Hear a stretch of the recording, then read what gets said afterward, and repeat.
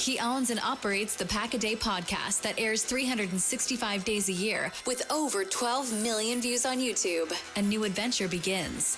It's time for the Pack-A-Day radio show with Andy Herman on 1250 AM and 105.7 FM The Fan, powered by the Potawatomi Sportsbook and on the free Odyssey app.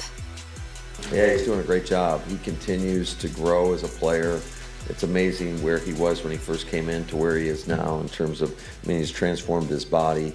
I think he's really talented. He played a lot of meaningful snaps for us a year ago and made some critical plays. So that's a great sign, and he just continues to bring competition to that room.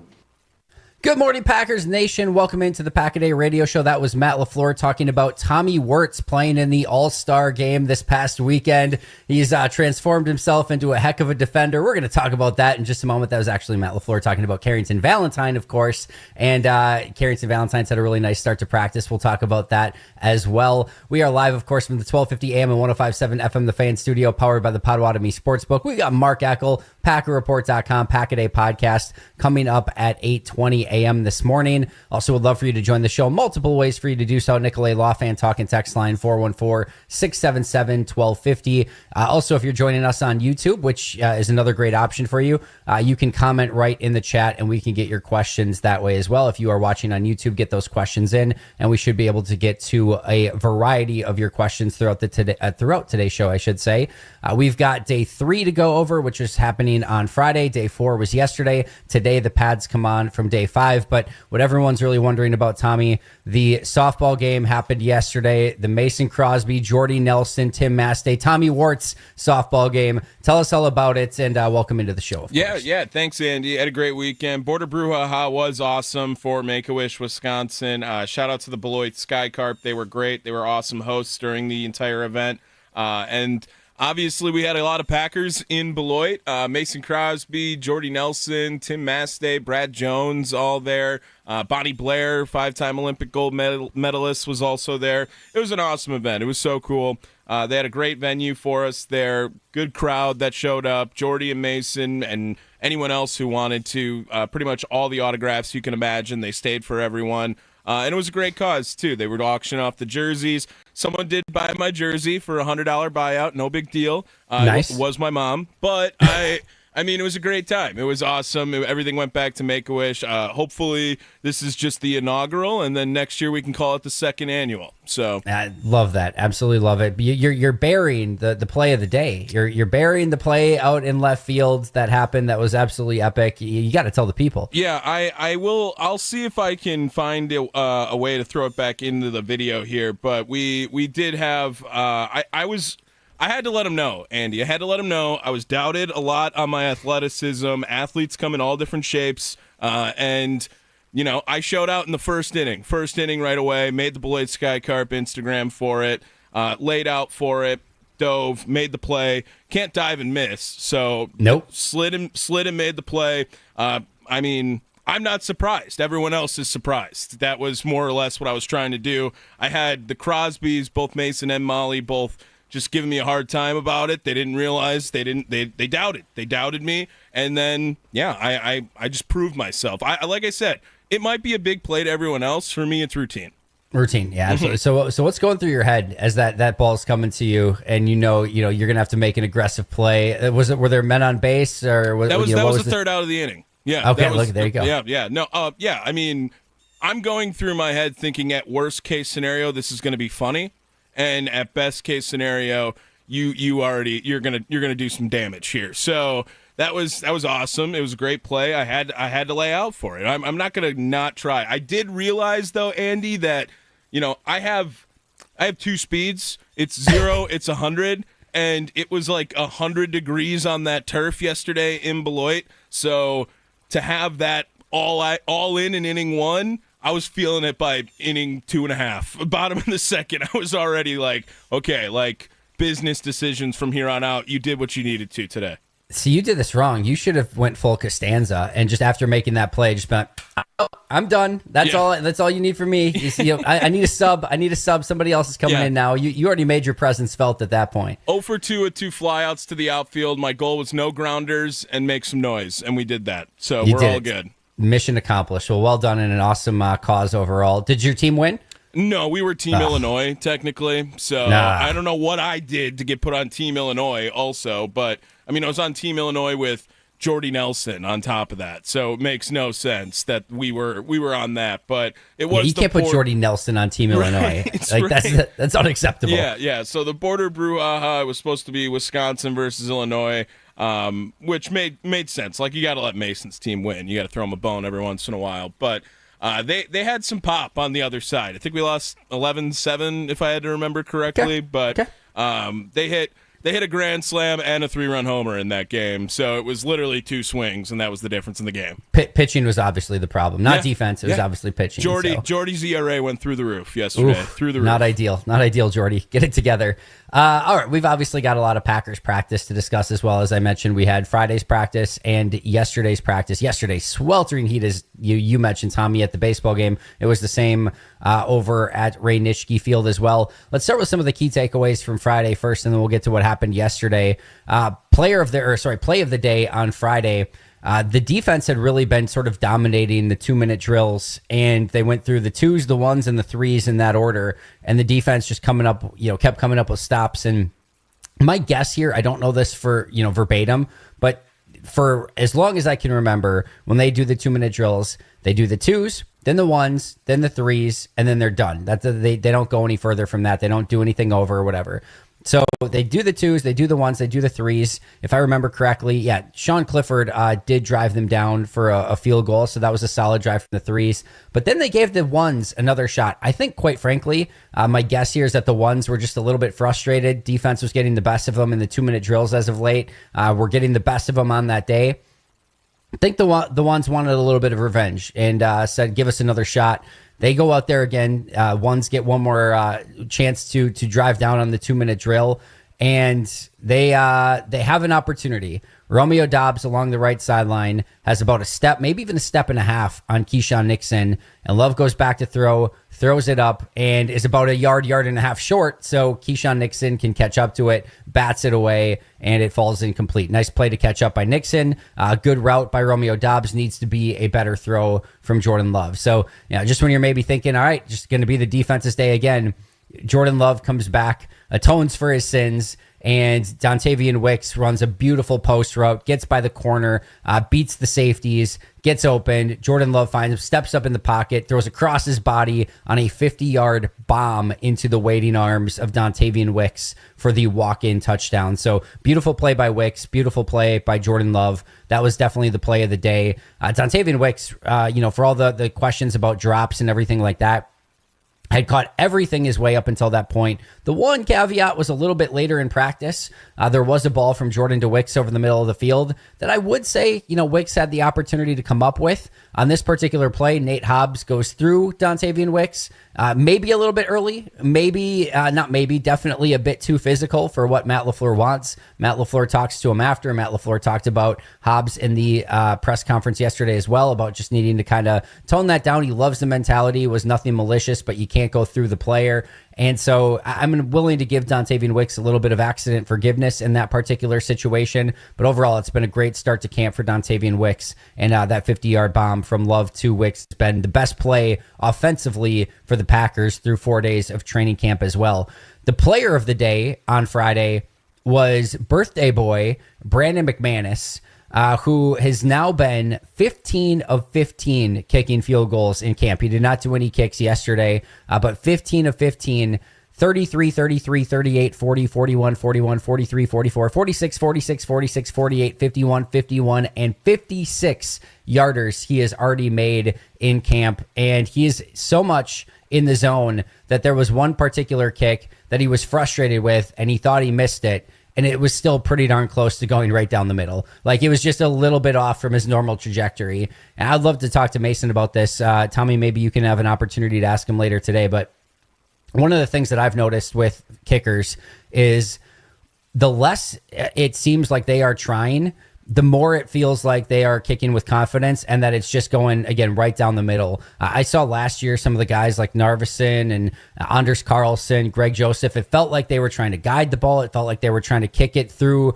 Wausau. Like it just felt like they were overextending themselves, over kicking, which of course I'm sure caused a lot of extra movement within the body, more opportunity for misses. And you just could tell there was nobody really striking it with confidence. I've seen it in the past with Mason where, again, you can tell he just steps up, kicks it with confidence, barely looks like he touches the ball, and that ball explodes right through, and it goes right through the uprights. That's where McManus is at right now. I mean, you would swear as he goes back to kick this ball that ball is not going to travel more than like 15, 20 yards with the amount of effort it looks like he's putting in. And then he just kicks it clean right on the sweet spot. Ball explodes off of his foot. There's no extra or wasted movement. It's going right through the uprights. He has been phenomenal so far. So great day and just great camp so far for Brandon McManus. And the huge play on Friday was a 50-yard bomb from Love to Dontavian Wicks. Sunday's practice, as I mentioned, sweltering heat. It was 90 plus degrees. So not a ideal maybe day for I guess if you're participating for sure, but it's probably great for the Packers to get some of that experience. The fans in the stands started packed and it very quickly thinned out because, again, it was very hot along the sidelines. But overall, again, I think a fun and spirited practice on Sunday. You had players of the day and play of the day. The player of the day was a little bit more nondescript, but I'm actually going to give it to Brenton Cox. Brenton Cox forced what I would have called 2 holding penalties, one on a run play by Emmanuel Wilson and another on a pass play. I forget who the offensive tackle was on the play, but absolutely forced 2 separate holding penalties, which would have, of course, put the offensive line, the offense just in general, in some very difficult down and distances. Also played the run really well in a couple different plays. So I just thought he had a really, impressive overall day. And again, there wasn't necessarily a player that stood out anything more than that. So I'm going Brenton Cox, who's had a really nice start to camp. And then a couple plays of the day. You had another 2-minute drill. This one was less of a drive, if you will. The offense started on the defense's 12-yard line, so only 12 yards to go from the end zone, but there's only 9 seconds left. It's 1st and 10. You're going to basically get 2 plays out of it if you handle it correctly, and you're down by 6 points. So you got to get in the end zone, 9 seconds to do so from the opponent's 12-yard line. And the first drive by the Twos does nothing. Willis goes to Musgrave over the middle. They're easily able to get him down before he gets in the end zone, and time runs out, and that's it for the Twos. Ones come on. Love goes back to pass. They show a double A-gap blitz. They drop out of it. Tons of players in coverage. And he tries to kind of find Romeo Doubs, but I think it was more of just a throwaway to say, like, all right, let's take one more shot at this thing and not do anything here where I get sacked or where I throw an interception or anything. So kind of throws it out the back of the end zone, gets one more shot at it. Defense throws another double A-gap blitz at him. This time they're coming. Isaiah McDuffie gets through the line pretty quick. Jordan's in shotgun. Backpedals. Finds Tucker Kraft in the end zone. Throws it to him. Boxes out Evan Williams. Comes down with a touchdown for a key 2-minute drive win for the offense in that particular situation. There's an interesting sort of like backstory, or not backstory, but like just side story here, because we talked about Nate Hobbs, right? And how Nate Hobbs, the practice prior on Friday, went through Dontavian Wicks to break up the pass and, kind of make that play. And it was much talked about. Matt LaFleur talked about it in the press conference of like, hey, you can't do that. In a game, I think Evan Williams probably does a little bit more to maybe try to come through the back of Tucker Kraft, because in that situation, a PI is far better than giving up, obviously, anything in that situation, because there's 4 seconds left. You're in this case, by the time the play ended, that there would have been no time left on the clock. So give them one untimed down at the 1 rather than giving up a touchdown in that situation. But I'm sure Evan Williams is thinking like, well, I can't go through his back. We just got all talked to, about not doing that. I can't just like tackle the guy and bring him to the ground on a pass interference play here. But in a game, it might have been a little bit different. I still think that Tucker Kraft comes down with that play, gets the touchdown. It was a beautiful play from Jordan to Tucker. Andy, I have a question now. Just based on a week here, are you more impressed with the offensive or defensive side of the football now through 1 week of training camp for the Green Bay Packers? Yeah, definitely the defensive side of the ball. The defense has been, and this is very classic start of training camp stuff, defense is ahead of the offense, but it definitely feels that way so far. Like I said, there's been a couple explosive plays here and there, that Dontavian Wicks being probably the most impressive of them, but Defense is not allowing big plays. Xavier McKinney looks like a stud. There's nothing really to make about the offense or defensive lines up until we get the pads on, so make of that what you will. Secondary looks fantastic so far. Nate Hobbs looks legit on the outside. Keyshawn Nixon, I think, has allowed 2 completions through 4 days of training camp. Like, he has been pretty locked down on his side. It has been really impressive that, I think even Javon Bullard, Carrington Valentine's been really good. And then the safeties just look great as well. So no, I think the defense is ahead of the offense, and it's not even necessarily like oh my God, this player is playing so incredible. It's just the defense is flying around, confusing, rallying to the football, pre and post snap movement, tons of communication, checks at the line. I joked the other day of how in the Joe Barry, Mike Patton eras, even at the end of the Dom Capers era, we would always joke because after a play was given up by the defense, it was basically like the Packers version of the pointing Spider-Man meme of how everyone's pointing at each other of like who was supposed to have who in coverage, and there was these breakdowns in coverage all the time, and it was annoying as heck, right? And now the beautiful thing is that all of those communications and points and everything like that, those are happening pre-snap. Everyone's getting on the same page. Everyone's aware of where they're supposed to be. There are no breakdowns in coverage or communication. Those guys are doing a great job of making sure everyone knows exactly what they're doing and where they're supposed to be. It's a team defense. They're moving as a unit, and they've looked really impressive so far. So again, I think the offense will kind of find the rhythm as camp goes on, and we'll start seeing some really fun battles out of it. But definitely would say that the defense is ahead of the offense so far. Yeah, it sounds like that's been a lot of the news out of the secondary too. I played that for you at the beginning with Carrington Valentine, but we've just heard a lot, and I think that is going into this season, maybe the biggest concern for the Green Bay Packers was, specifically boundary corners on their defensive backside, but that room in general. And there's been a lot of praise from Valentine and even Kalen King, it feels like, during this first week of Packers training camp. Hey, Matt LaFleur, pretty effusive in his praise of Kalen King yesterday. I was talking to Paul Brettel, and as he was saying, it's like, as far as coach comments go in training camp, that's about as high of a praise as I've seen Matt LaFleur give. Said he's had a really impressive 3 days of training camp. Obviously, that was prior to yesterday's day 4 of practice. And he's off to a good start. I think Kamal Haddon on the outside, he had a really nice pass breakup yesterday against Romeo Doubs. So again, not exactly a nobody he's going up against. In fact, let me just give a little context here as well, as you're listening to us right here on the Pack-A-Day Radio Show live from the 1250 AM and 105.7 FM, the Fan Studios, powered by the Potawatomi Sportsbook.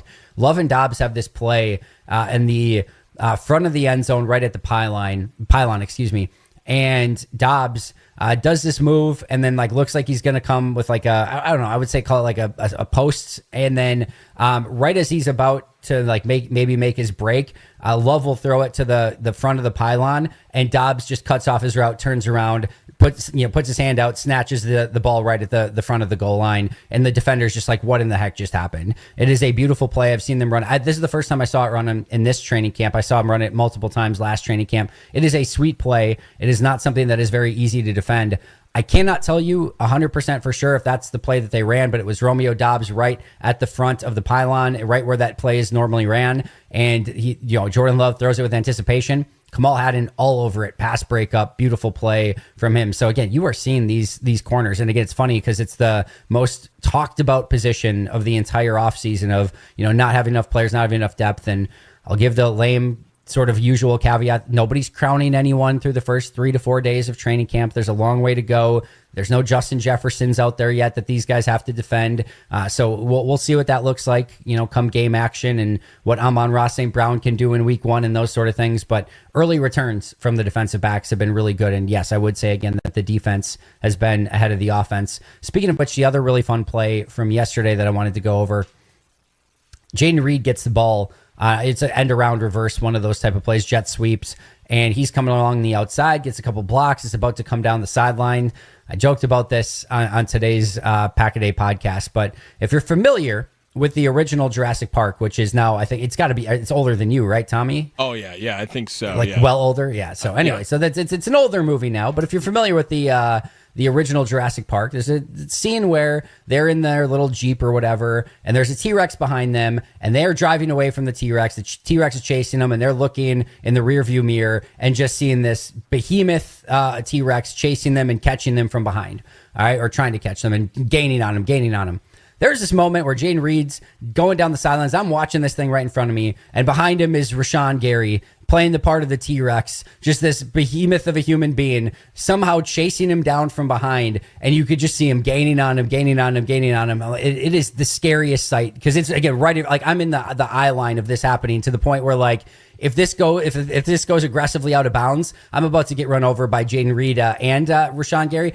If you, like, you think that, like, getting chased by a 270-pound fast as heck Rashawn Gary, I can't even imagine. I was scared for Jaden Reed on this particular play. And then, of course, Gary comes, huge karate chop right on the ball, forces the fumble. Luckily for Jaden Reed, the ball goes right out of bounds. Unfortunately for Rashawn Gary, the ball goes right out of bounds. But just an unbelievable effort play, hustle play, gets down the line, forces the fumble. And again, you just see the level of athlete and talent that Tommy's favorite player, Rashawn Gary, was exuding on that particular play. But it was just really kind of, again, fun to see that, just so fast, so big, and just like you see him chasing Jaden Reed, you're like, oh my God, like, what do you do in that situation? I get these guys are pros and they can handle it or whatever, but man, it was just an unbelievable play from Rashawn Gary.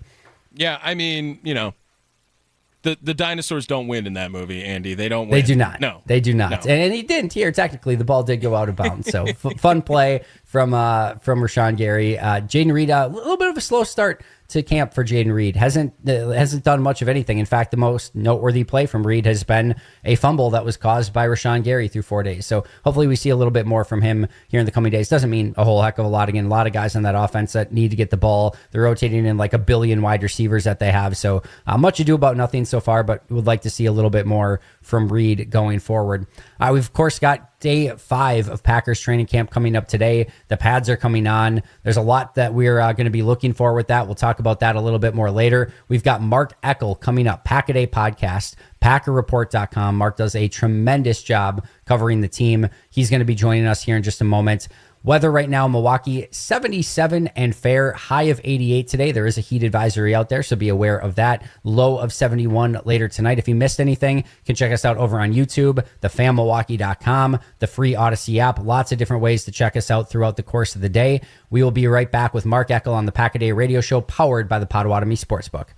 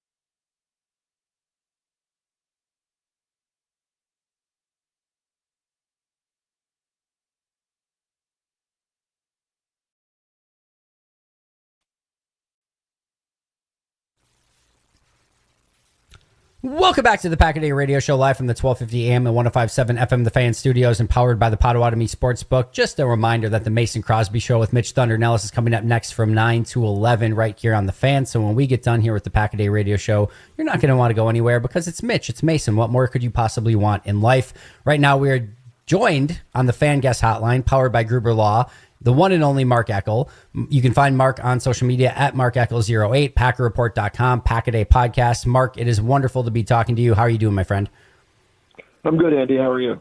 I am fantastic. We finally have Packers football to actually talk about. We're going to get padded practice today, which is even more exciting. But just kind of from afar, as you've been taking everything in so far, what have been your key takeaways from the first 4 days of Packers training camp?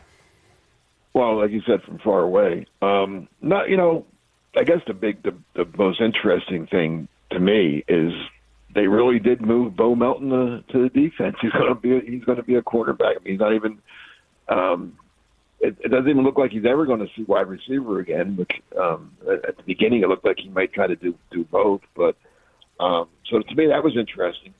And then a lot of the big stories that I've been reading this morning. Looks like Matt LaFleur and his coaching staff have to tell Nate Hobbs to stop hurting the wide receivers.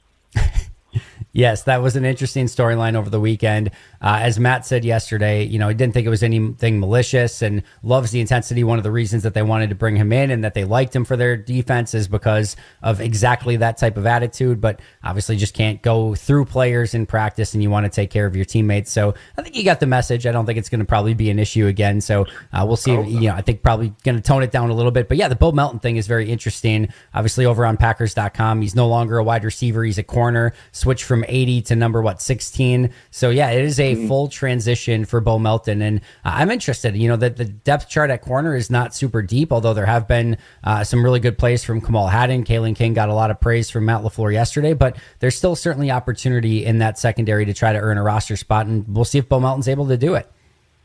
I mean, I just find that anytime a guy, there's two ways of looking at this. One is he's got no shot. That's when you move a guy, it's it usually doesn't pan out. It usually turns into like, well, we're just going to let him hang around. But with this one, they obviously like him on special teams.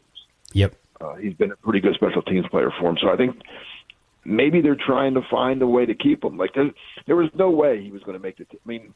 I shouldn't say no way, but he was a real long shot with the fact that they didn't trade a receiver. They have everybody back. Watson's going to be back eventually. And then they added 2 in the first 3 rounds of the draft. So his chances of making the team as a wide receiver were not very good. But it seems like they want him on the team somehow. So they looked at him and thought, okay, maybe let's try him a corner and see what happens. He has the speed. He has the makeup. It's even in his genes. His brother's a corner for the Cardinals, right? So yeah, pretty good too. So we'll see. I just find out anytime a guy does something like that happens, I just think it's kind of interesting. It's certainly interesting, and like you said, speaking of Hobbs, by the way, I like Hobbs. I think that was a very under the radar. It wasn't like a big time signing. It wasn't a guy that everybody talked about, but he could be pretty good. I think he's going to be pretty good. I really do. I'm right there with you. He's been fantastic so far. And, we've talked about the potential upgrade on the offensive line in totality, going from Josh Myers to Aaron Banks. The upgrade in the secondary, going from Eric Stokes to Nate Hobbs, has the potential to be a pretty massive and sizable jump in talent as well. And I've loved everything that I've seen out of Nate Hobbs so far. So, yeah, I'm with you on the Bo Melton thing. A lot of those transitions, whether it was Alex Magoo going from quarterback to wide receiver, James Looney going from defensive tackle to tight end, Bronson Kafusi, I think, made a switch at one point in time. There was a few of those, and they have not worked out great. We'll see if it works out a little bit better for Bo Melton. I know, Mark, you wrote about some training camp battles that you were going to kind of be keeping an extra eye on as we get ready for padded practices today. What are some of the ones that you're still keenly aware of and interested in? Well, the ones I'm really interested in is on the offensive line, but with some injuries there, and I don't know if we're going to see him yet. I want to see Jordan Morgan. I think is going to play somewhere, right? But is he going to beat out Walker for left tackle, or is he going to beat out Ryan for right guard? And then what happens after that domino falls? Then what? But again, with Elton out, the back injury, and now Banks out with also a back injury, right? Are they both backs? I believe, yeah. It's going to be hard to really look at that. So eventually, I don't think either. It looks like Banks will be back soon. Yeah, he got back to practice yesterday, doing some individual work, so he should be back in team, I would think, pretty soon here. And in Jenkins, I don't know what's going on there, but we'll see. And then let's not count out the rookie either, Anthony Belton. They took him in the second round. I don't think he's going to start this year, but if he proves to be one of the best five, they're going to have to make room for him. So, like you said earlier, I think the Packers' offensive line is vastly improved, especially in terms of depth. I mean, we saw what happened in the playoff game last year. A couple guys got hurt, and they had to put in guys that just weren't ready to play, in Telford and Glover. This year they can go 7 deep. I think if Belton is what they hope he is, you can go a little deeper now, which that's what you're looking for there. I mean, they can put a guy in and not worry if somebody gets hurt now, maybe. I love the depth. I'm curious there. And I guess the secondary, it looks like right now, Bullard is the slot with Hobbs and Nixon outside. But Valentine's playing pretty well too, right? So that could switch up in a second, right? So I'll be looking at that a little bit too, just to see who lines up where. And again, it's a good problem, right? It's always good to have too many good players. They're gonna. I was going over because either later this week or early next week, I'm going to do my walks and long shots and who's making the team. There's some tough decisions this year. At almost every position, there's like you mentioned the secondary early with is Melton going to make it as a corner? Kalen King has been getting some. Who was a guy that I thought last year when they got him in the late rounds, I thought that this is a steal. This is a guy that people had a very high grade on prior to him getting killed by Marvin Harrison Jr. when Penn State played Ohio State, and kind of went downhill from him after that game. But the guy has talent. He was pretty good at Penn State for 3 years. Yeah. Excuse me. So he's in the mix. That I want to see how that all plays out because they have it's and then if Bullard's playing the slot, do you now call him a corner instead of a safety? So we'll see how that works out. Linebacker, I think the starters I think are pretty set, but there's some interesting battles there for the backups. They brought Chris Welsh back. Is he going to make the team? Is he? They have Isaiah Simmons. They have Hopper. How many can you keep? Right? Almost everywhere. There's and that's good. Competition is always a good thing. But almost the defensive line, even. I think Wooden's going to have a hard time making the team. I really do. I don't know. I think these two rookies from Georgia are going to show something. Then you might have to keep both of them.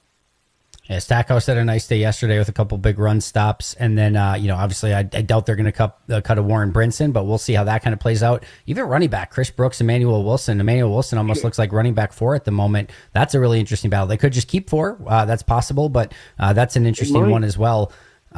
As far as Jenkins, I think they spelt it wrong on the actual injury report. It says back. I think it was bank. It's a bank injury for Elton Jenkins, is I think what that one is. So we'll kind of continue to keep an eye on that contract situation with Elton Jenkins. The slot corner, I think.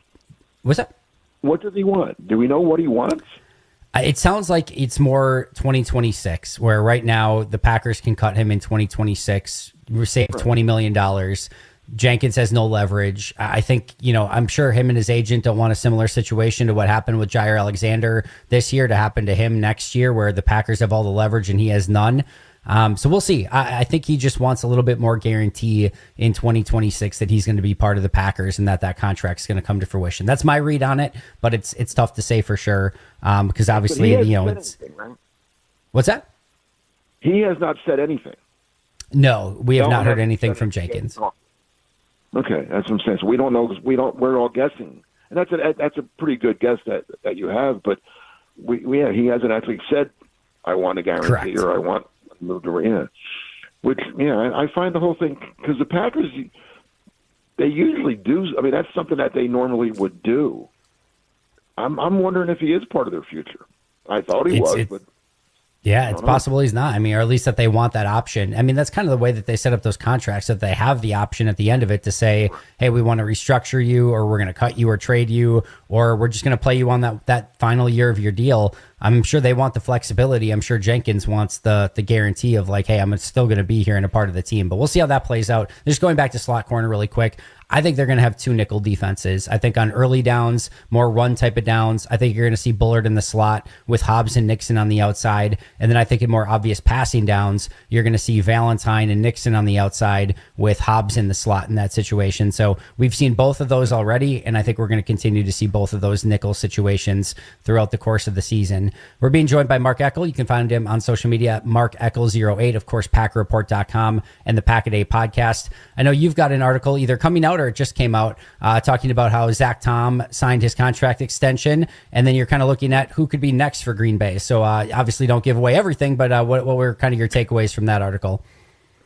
Well, they had the reason I wrote it, they got Tom done, which we kind of thought they would, and they got it done right before the start of camp, which is often the case. Matter of fact, Jason and I were doing the Pack a Day podcast right before that happened, and I mentioned that in all my years of covering football, that it seems like for whatever reason, teams like to get things done just before the start of camp. It's kind of a good way to start camp, right? Hey, we just got our big free agent signed for the next 4 years, whatever.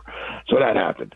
The Packers still haven't, depending on what site you look at or who you listen to, they still have over $30 million worth of cap space. Now, obviously, that's not a true number because the practice squad is going to eat up a little bit of that. They like to keep some money put aside for things that might happen during the course of the season, and they're going to want to carry over some toward next year. But even with all that said, they still have enough to do one or two, or maybe depending on who it is, get a couple more guys done. And I mentioned in the story, I want people to read the story, but they have in my opinion, six key players: the two offensive linemen, Rasheed Walker, Sean Ryan, two wide receivers, Watson and Dobbs, Quay Walker, obviously, and a guy that I think is a key player. That's Malik Willis.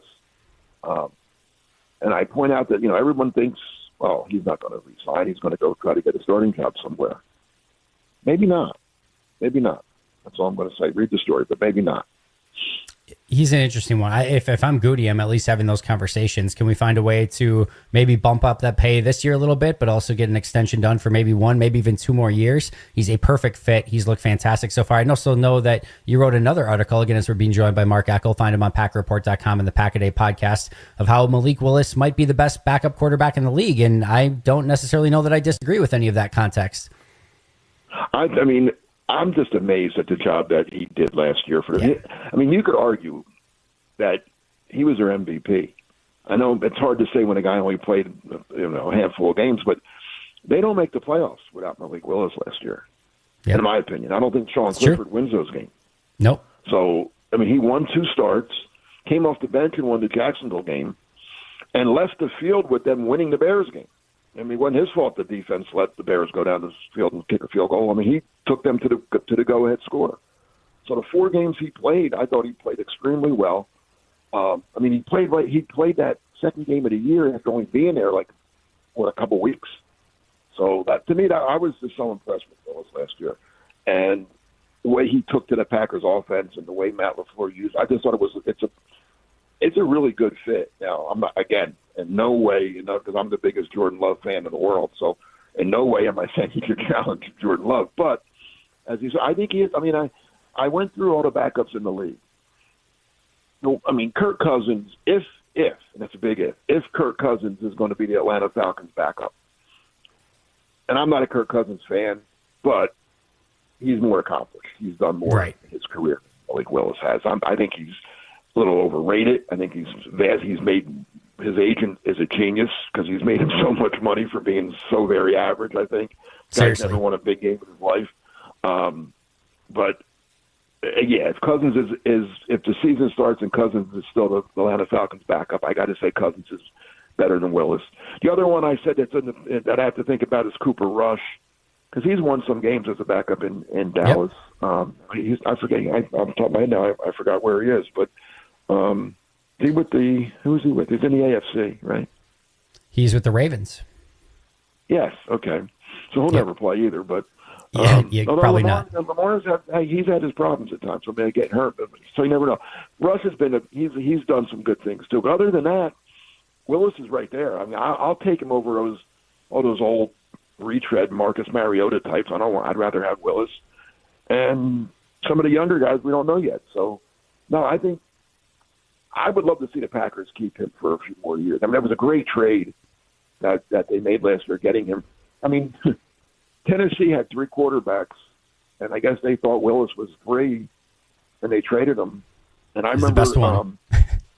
They traded the wrong one. And I remember we had Jason and I had on Pack-A-Day we had Teron Davenport, who covers the Titans for ESPN, on one of our shows, and I asked him. I said, "Do you think the Titans traded the wrong quarterback?"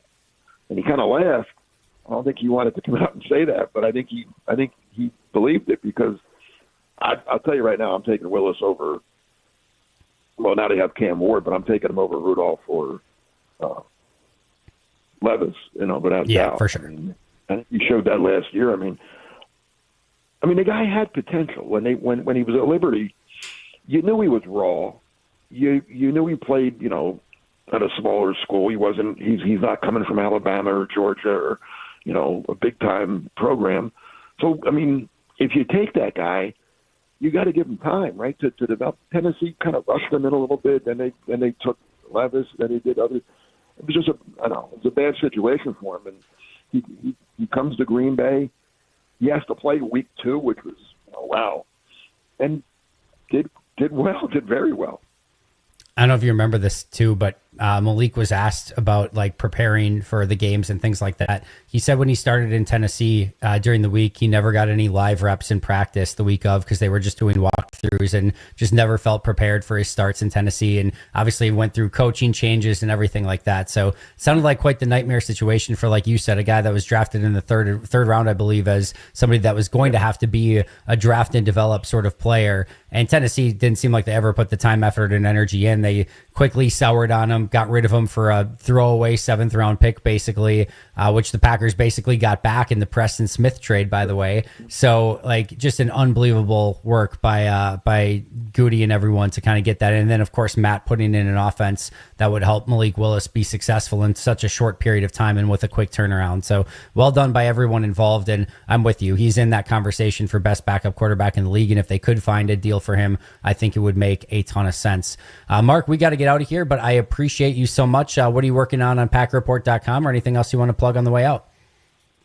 Like I said, the next story I'm working on, and it's going to take a lot of work, is not a true 50 who's going to make 53, but just I'll break it down by position, who's a definite lock, and then what the other competitions are there. And like I said, there's a lot this year. There certainly are. Yeah, we'll definitely be looking forward to that. I'm excited to read it. I know that much, and I'm interested to see who your locks are and where you think those key roster battles are. And I know I'll certainly be keeping a little extra eye on camp on some of those roster battles, to say the least. Mark, appreciate you a ton, everything that you do over on PackerReport.com, and of course Pack-A-Day. So, sorry, go ahead. I'll be reading your stuff to get because you're there every day. So. I appreciate it. Appreciate you a ton. Again, follow him on social media at Mark Eckel08. I appreciate you joining us on the Fan Guest Hotline, powered by Gruber Law. One call, that's all. Mark, we'll talk to you again soon. All right, thanks, Andy.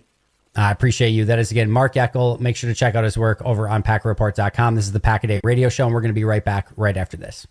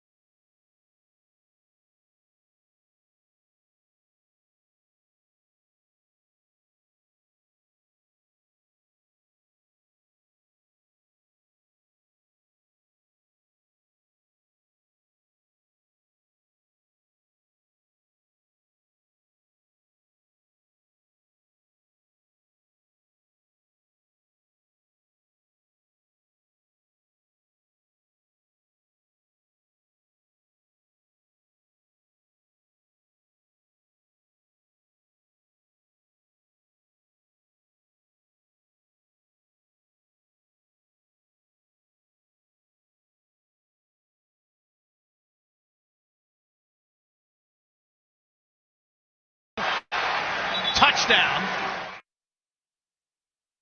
The Pack a Day Radio Show. Huge thank you to Mark Eckel for joining us this past segment. Again, follow him on social media at Mark Eckel08. Reminder that the Mason Crosby Show with Mitch Thunder Nellis is coming up from 9 to 11 right here on The Fan. Mitch leading the charge today.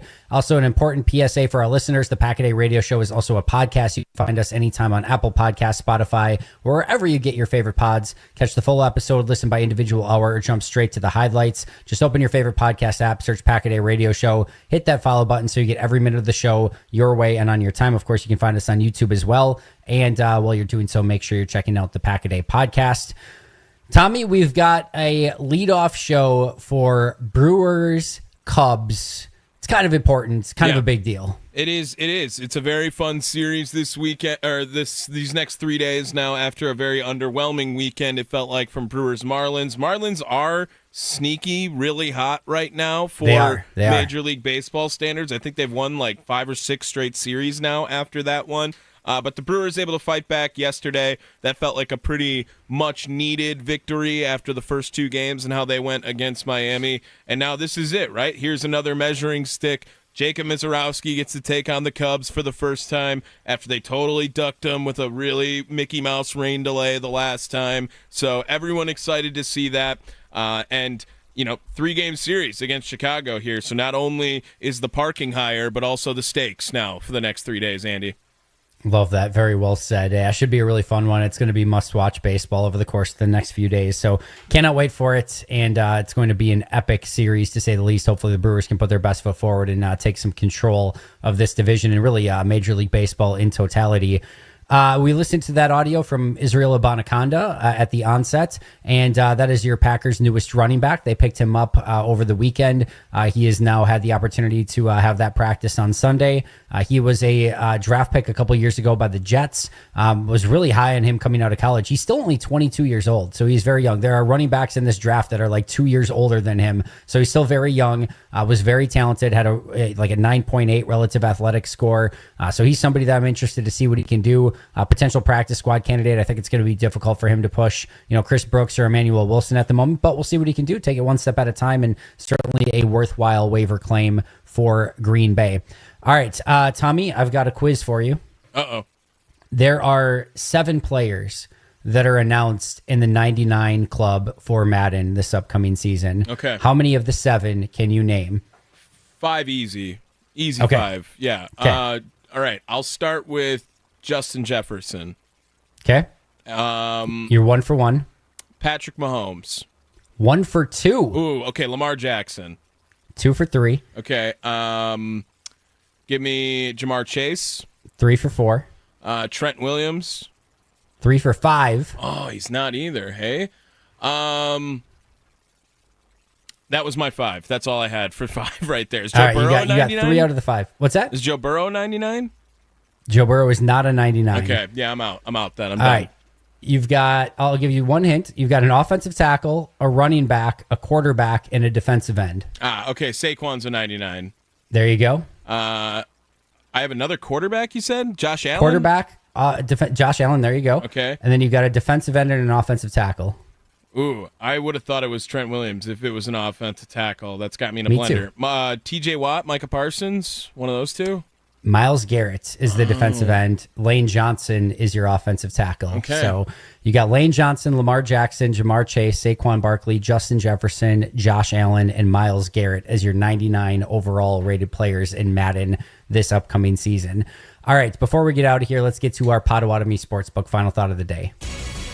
You got to do some smart thinking. It's time for Andy Herman's final thought of the day. What are you thinking? Powered by the Potawatomi Sportsbook. What the hell were you thinking? You're listening to the Pack a Day Radio Show on 1250 AM and 105.7 FM, The Fan. We've got padded practices coming up today for the very first time. We'll see if they just do uppers or if they go full pads. That'll be worth noting as well. But either way, it'll definitely increase the intensity and make it a little bit more actual football-like. Here's what I'm going to be looking for with the pads coming on today. Pressure. I want to see if the defensive line is up to the task. doesn't necessarily mean a whole lot till we get to the games. Remember, last year the pressure was fantastic. Even John Harbaugh was commenting on it in that scrimmage that they had against each other.